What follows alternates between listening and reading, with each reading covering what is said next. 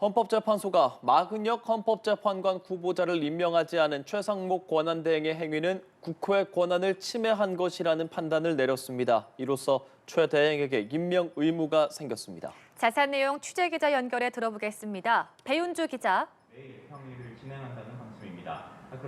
네, 헌법재판소입니다. 헌법재판관들은 8명 전원일치로 최상목 대통령 권한대행이 마은혁 후보자를 임명하지 않은 것이 국회의 권한을 침해한 것이라고 판단했습니다.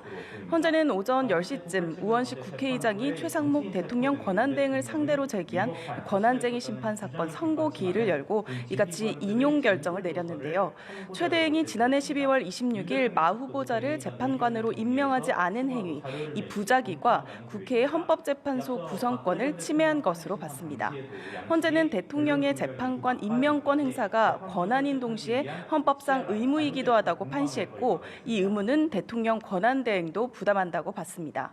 그래서 최 권한대행은 국회가 선출한 3명의 후보자에게 법률상 하자가 없는 이상 이들을 재판관으로 임명해 재판관 공석 상태를 해소해야 할 구체적 자기 의무를 갖는다고 했는데요.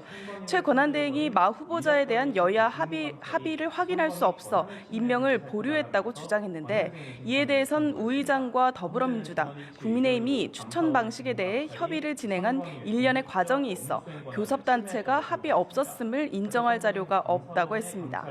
국회가 선출한 조한창, 정계선, 마은혁 후보자 3명 중 마 후보자 1명만 여야 합의가 있었는지 확인할 필요가 있다는 취지의 최 권한대행 주장도 역시 받아들이기 어렵다고 판시했습니다. 현재는 이번 결정의 의의에 대해서도 설명했는데요. 국회가 선출한 재판관에 대한 대통령의 임명권에 대해 헌법적 첫 의미를 밝힌 결정으로 국회의 독자적이고 실질적인 재판관 선출을 대통령이 거부하거나 선별하여 임명할 수 없다고 했습니다.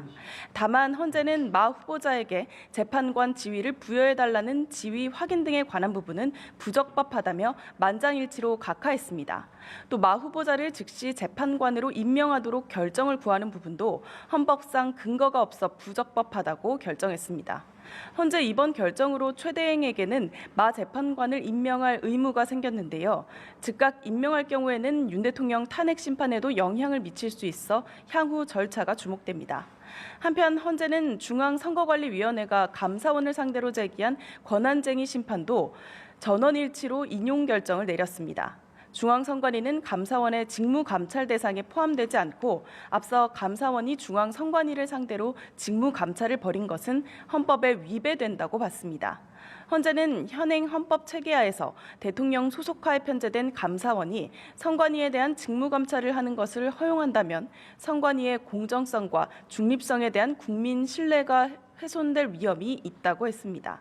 이어 이는 대통령 등의 영향력을 제도적으로 차단하기 위해 선관위를 독립적 헌법기관으로 규정한 헌법 개정권자의 의사에도 반한다고 판시했습니다. 지금까지 헌법재판소에서 전해드렸습니다.